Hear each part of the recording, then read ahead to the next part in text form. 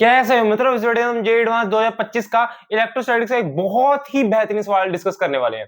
Basically इस question को मैं इलेक्ट्रोस्टैटिक्स के बेस्ट क्वेश्चंस में से एक कहूंगा, तो इसको ट्राई करो।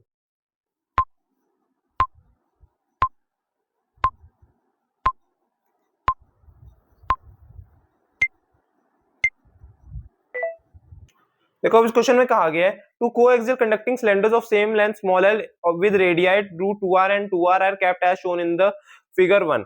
The charge on inner cylinder is capital Q and outer cylinder is grounded. The annular region between the cylinders is filled with material of dielectric constant K is equals to 5.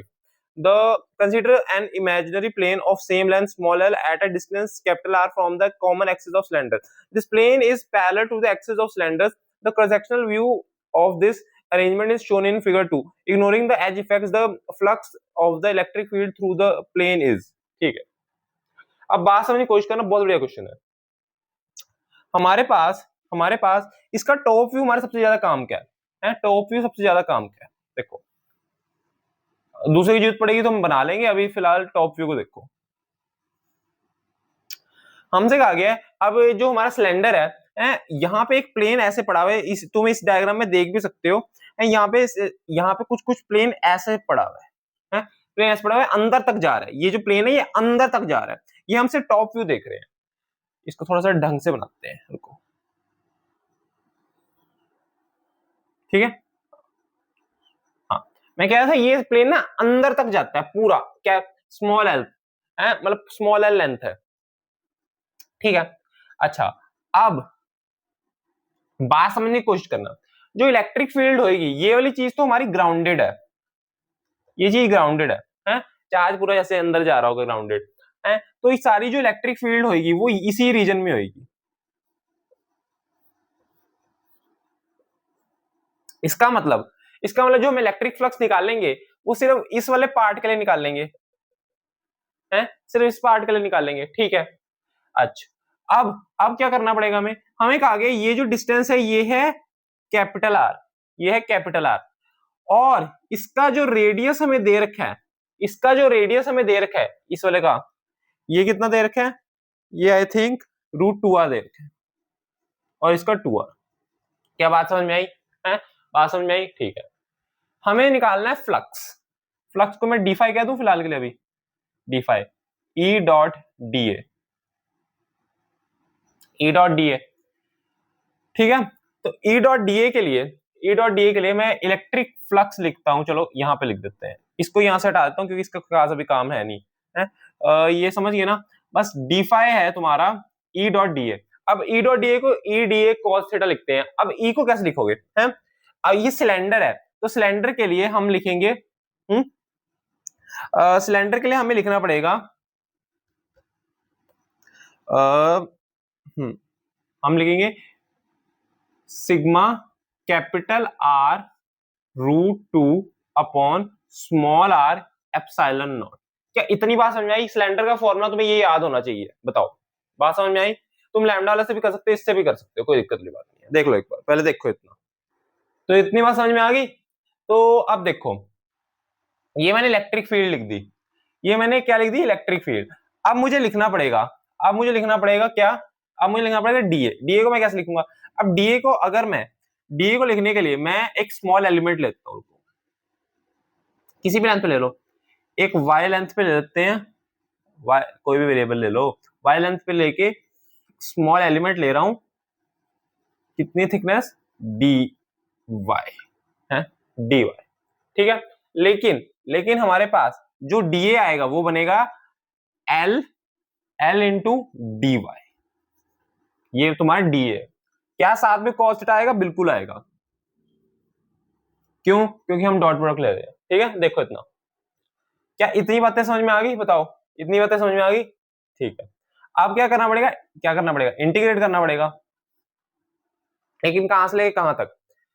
हमारे पास सबसे पहले तो constants को बाहर निकाल दो, तो constant को बाहर निकाल देंगे तो हमारे पास क्या क्या बाहर निकलेगा? एक तो तुम्हारा सिग्मा बाहर निकल जाएगा, आर रूट 2 बाहर आ जाएगा, एप्सिलॉन नॉट बाहर आ जाएगा, और एक और चीज, क्योंकि यहाँ पे हमें इसका भी निकालना है और इसका भी निकालना है, तो एक काम करो 2 से मल्टीप्लाई कर दो, 2 से मल्टीप्लाई कर दो। और हमें डाइलेक्ट्रिक कांस्टेंट की भी बातें कर रखी हैं, तो 5 है वो एप्सिलॉन नॉट को हम ऐसे लिखेंगे, ये बात तुम्हें पता होनी चाहिए, epsilon r is equals to K epsilon naught होता है, ये बात तुम्हें पता होनी चाहिए। बताओ पता है? ठीक है, ये बात तुम्हें पता होनी चाहिए। तो यहाँ पे एक्चुअली एप्सिलॉन r आना चाहिए था, है एप्सिलॉन r आना चाहिए था, लेकिन जब मैं इसका कांस्टेंट भी साथ में लिख दूंगा, तो ये मैं लिख दूंगा 2/5 एप्सिलॉन। बताओ बात समझ में आई? ठीक है, तो इतना लिखा गया। अच्छा, अब यहाँ पे आ जाएगा साथ में L, क्योंकि ये भी कांस्टेंट है हमारे पास। अब मैंने लिमिट्स नहीं डाली, ये आ जाएगा L cos थीटा dy। एक काम करते हैं हम यहाँ पे ना थोड़ी सी सब्स्टिट्यूशन कर लेते हैं। सबसे पहले ये देखो, ये थीटा एंगल है ये थीटा एंगल है। थीटा एंगल लिखने के लिए मैं tan थीटा लिख रहा हूं। tan theta is equals to y by capital R है। यहां से आ जाएगा y is equals to r tan theta. क्या बात समझ में आई? dy is equals to r secant square theta d theta है। बात समझ में इतनी आ गई? ये इधर सॉल्व कर रहा हूं मैं, ठीक है, बाकी का मैं इधर सॉल्व कर रहा हूं। अब यहाँ पे जो जो चीजें दे रखी हैं वो पुट कर दो। अब इस चीज को यहां पुट कर दो, ये बन जाएगा sigma r root two L upon epsilon not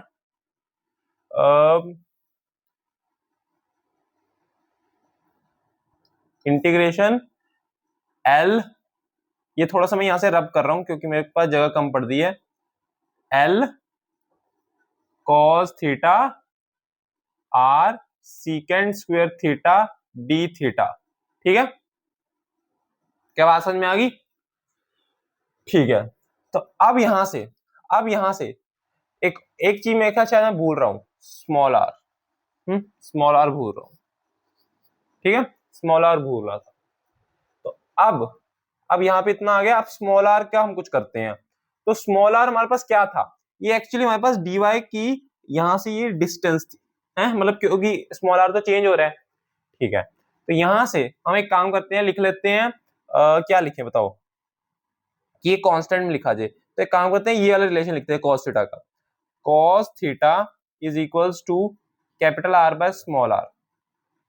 ठीक है, तो यहां से हमारे पास 1/r आ जाएगा, 1/r आ जाएगा cos theta by capital R। ठीक है, ये चीज देख लो, इतनी बात क्लियर है? यहाँ पे 1/r है, इसकी जगह डायरेक्ट ये इसके साथ मल्टीप्लाई कर दो,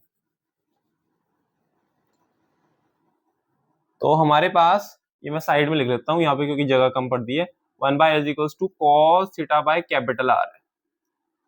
तो ये बन जाएगा sigma r root two L upon epsilon naught integration L cos theta R secant square theta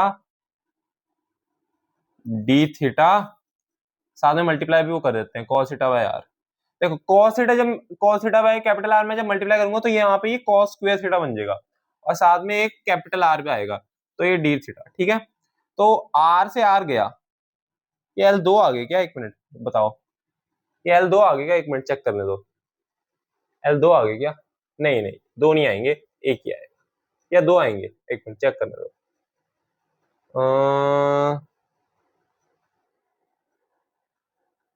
नहीं नहीं, एक ही आएगा, एक ही आएगा, ये ऐसे ही आ गया था, ये वाला टर्म ऐसे ही आ गया था, ये बाहर आ गया। अच्छा, मैं कह रहा था कि ये चीज और ये चीज कट जाएगी, है cos स्क्वायर थीटा और secant स्क्वायर थीटा कट जाएगा, और अंदर रह जाएगा सिर्फ sigma r root two L upon epsilon naught integration d theta, कहां से लेके कहां तक? अब ये बताओ कहां से लेके कहां तक हमें करना पड़ेगा? ये देखो, ये मैं इधर दिखा देता हूं, ये जाएगा इस वाले पॉइंट से लेके इस वाले पॉइंट तक। ये वाला हमारे पास कितना है? ये वाला एंगल कितना है बताओ? हमारे पास ये वाला एंगल कितना है? अगर ये हमारा रेडियस r√2 है, ये वाला रेडियस हमारा r√2 है और ये हमारा r है, तो ये वाला एंगल बन जाएगा 45 डिग्री। और ये वाला एंगल कितना बनेगा? अब इसका रेडियस 2r है और ये r है? ये अगर 2r है, ये r है, तो क्या cos थीटा sin थीटा जो भी तुम्हें लगाना चाहो, जैसे cos थीटा लगेगा, cos थीटा लगाओगे तो तुम्हारे पास एंगल क्या बनेगा? π/3। तो ये आ जाएगा π/4 से लेके π/3। ठीक है, तो यहां से बन जाएगा sigma r√2 L/ε0 π/3 minus π/4। I think कितना बनेगा है? कितना बनेगा? 5 छूट गया क्या? एक मिनट, 5 छूट गया, सॉरी 5 छूट गया। क्या कर रहे हो, है ना? तुम भी कह रहे हो क्या कर रहे हो, खुद लिखते हो खुद भूल जाते हो। सॉरी ये 2/5 सारी जगह। सिग्मा r/2/5 और ये बन जाएगा π/12। ठीक है, तो ये सॉल्व करने पे बनेगा, फाइनल जो आंसर बनेगा तुम्हारा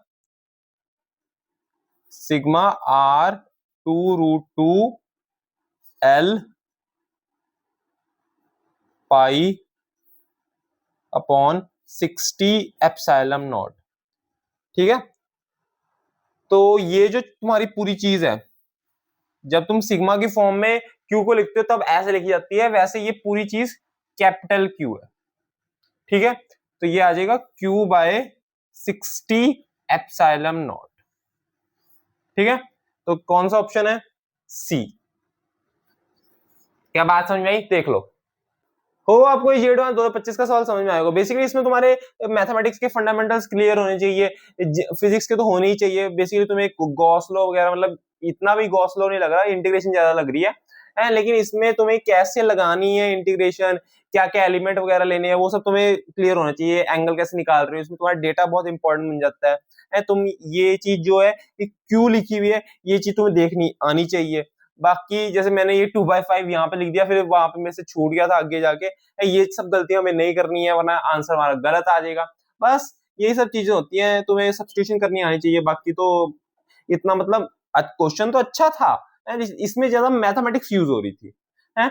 बाकी एक बार इसे खुद से फिर से करके देखना। मुझे पता है कईयों को पहली बार समझ नहीं आया होगा, कोई बात नहीं यार, अच्छा क्वेश्चन था ये। एक बार इसे फिर से ट्राई करके देखना, मतलब कैसे मैंने सोचा, क्या क्या मैंने किया, वो सब एक बार देखना। बाकी तुम्हें ये सवाल समझ में आया होगा, चीजें क्लियर होंगी, कॉन्सेप्ट क्लियर होंगे। और ये वीडियो अच्छी लगी तो वीडियो को लाइक कर देना, चैनल सब्सक्राइब कर देना। Okay, thank you.